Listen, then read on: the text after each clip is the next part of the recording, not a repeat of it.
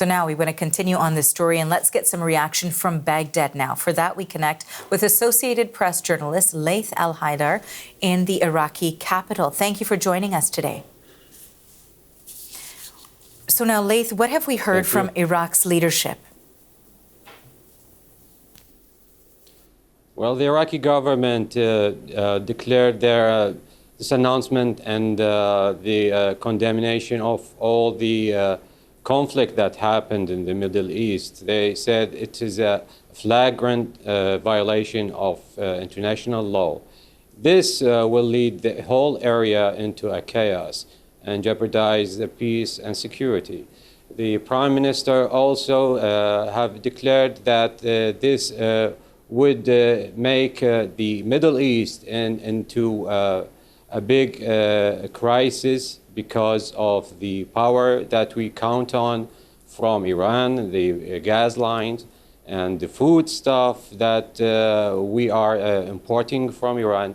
All that will be like jeopardized and compromised because of this conflict.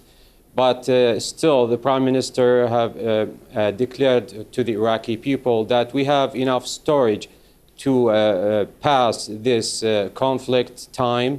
And also the Minister of Foreign Affairs, Mr. Fuad Hussein, have said that the Israeli jets have violated the Iraqi skies, and this will not be acceptable.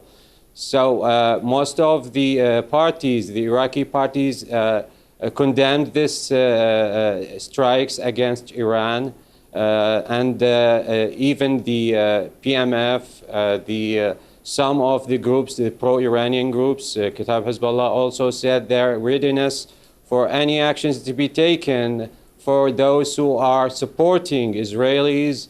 That means U.S. bases and anything regarding Israel and USA. Yes.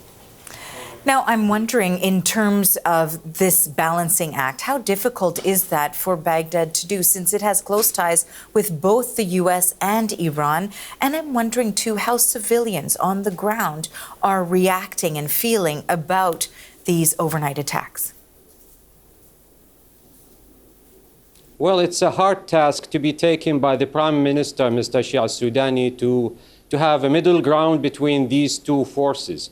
I mean, it's really a big task in order to come up with a common ground between these two opponents. Iran has a major impact on Iraqi lives. As I said, the power lines counting on the Iranian gas, despite the food stuff that's being imported from Iran, and also the bounds between Iraq and Iran, the pro-Iranian groups that are still affiliated to Iranian regime, and that will maybe take any responses from Iranian government or the Islamic regime in Iran.